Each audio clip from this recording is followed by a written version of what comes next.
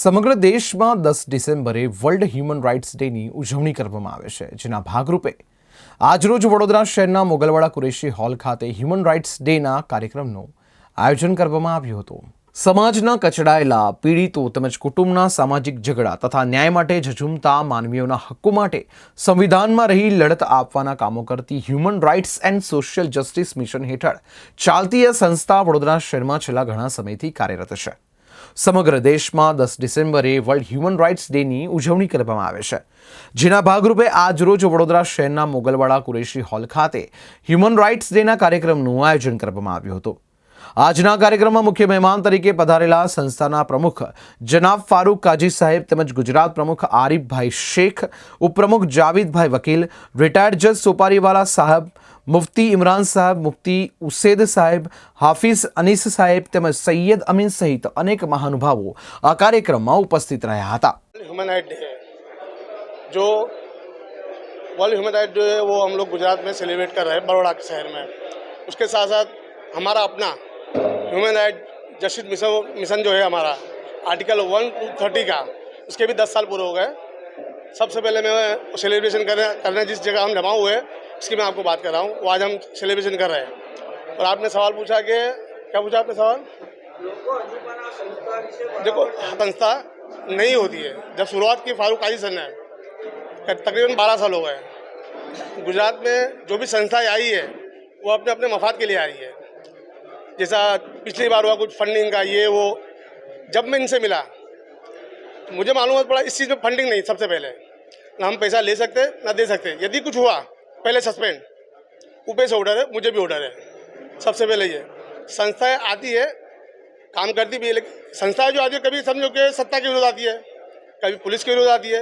हमारी जो संस्था है आर्टिकल 1-30 आप पढ़ लीजिएगा संविधान में, जो हमारा बाबा साहब आम्बेडकर ने बनाया हुआ संविधान, जिसमें बहुत से मुस्लिमों ने उसका साथ दिया उस संविधान पे। बहुत खूबसूरत संविधान है वो। यदि हम उसको फॉलो कर लेते हैं तो हमें किसी चीज़ की जरूरत नहीं पड़ेगी। जैसा ईमान वाला कुरान को फॉलो करता है तो हमें किसी चीज़ की जरूरत नहीं पड़ती। ऐसे पूरा हिंदुस्तान सिर्फ संविधान को फॉलो करेगा, कभी वायलेंस नहीं होगा। तो जब संस्थाएं बनती है तो कुछ काम के लिए बनती है। अब हमारा जो काम है फारूक साहब ने वो उठाया, आगे उठाया, और साथ साथ में गुजरात का प्रेसिडेंट मुझे बनाया है। हिंदुस्तान में लीगल में हमारे मुफ्ती इमरान साहब को लिया हुआ है इंडिया लेवल पे, और बड़ौदा के डिस्ट्रिक्ट प्रेसिडेंट हमारे एडवोकेट जावेद है। तो ये संस्था को अभी तो हम तो आए अभी गुजरात में। हिंदुस्तान में करीबन 85 to 90,000 मेंबर हो चुके हैं। संस्था को आने को अभी 9 ही महीने हुए मेरे को गुजरात में आने के लिए। अब जैसा जैसा काम होगा, क्या काम आ रहा है, जैसा अभी उंदेलगाम का काम हुआ, हम लोगों ने अल्हम्दुलिल्लाह किया। देखो, अल्लाह हमको चुन लेता है, हम कोई ताकत नहीं हमारी। यदि मुझे मुफ्ती बनना होता तो मुफ्ती साहब यहाँ नहीं खड़े होते, ये मुफ्ती यहाँ नहीं खड़े होते, ये जज यहाँ नहीं खड़े होते, मैं इनकी जगह पे होता है। हमें चुन लिया है, फारूक सर अपनी जगह पे है। ये महाराष्ट्र स्टेट के डायरेक्टर है जनाब शिरके साहब। अब बताइए, ये मुसलमान है, ये हिंदू है, तो संस्था के अकेले से नहीं बनती। हम सब माइनॉरिटी मेजोरिटी बन जाएंगे, संस्था अपने आप खड़ी होगी। और जिसमें फंडिंग का मामला नहीं होगा ना, वही संस्था आगे चलेगी।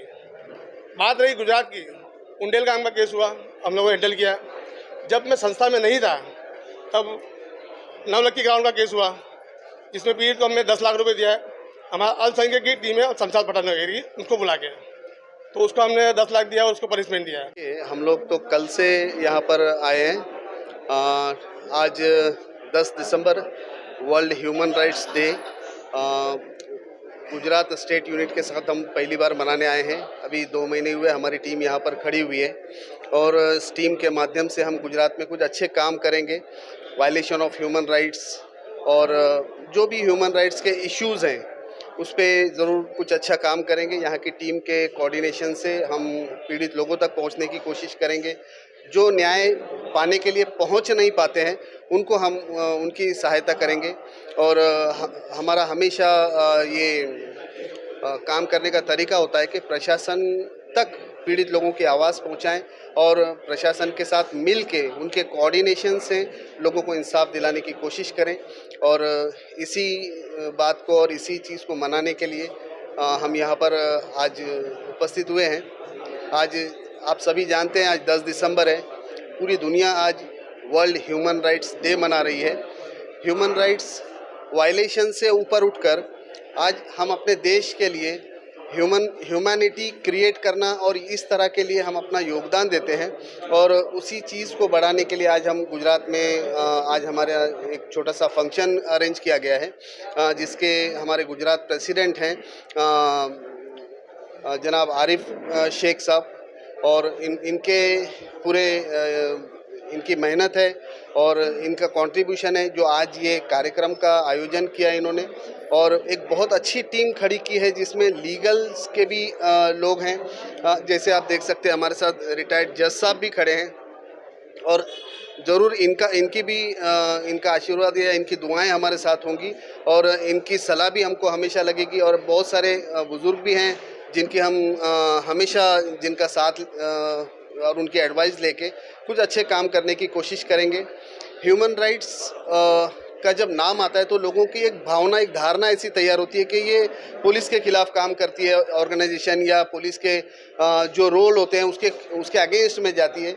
ऐसा बिल्कुल नहीं है। Human rights and social justice mission का फेथ है कि सबसे पहले हम गरीब और पीड़ित लोगों तक पहुँचे और लोगों को न्याय दिलाने के लिए प्रशासन तक हम उनके एक फ्रेंडली एटमॉस्फेयर क्रिएट करें और उनके साथ मिल के इंसाफ की ये लड़ाई लड़ें।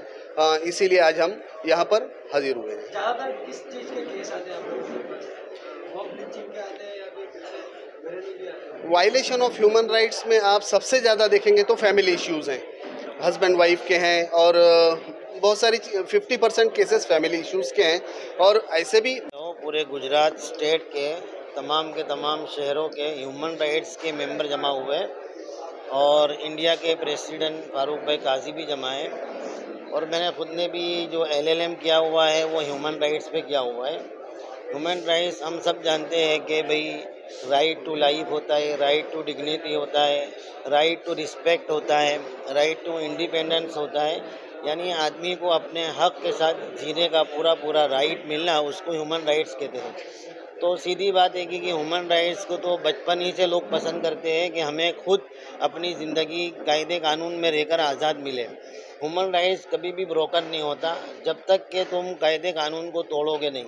कायदे कानून को तोड़ोगे उसी वक्त ह्यूमन राइट के अंदर रिस्ट्रिक्शन आता है।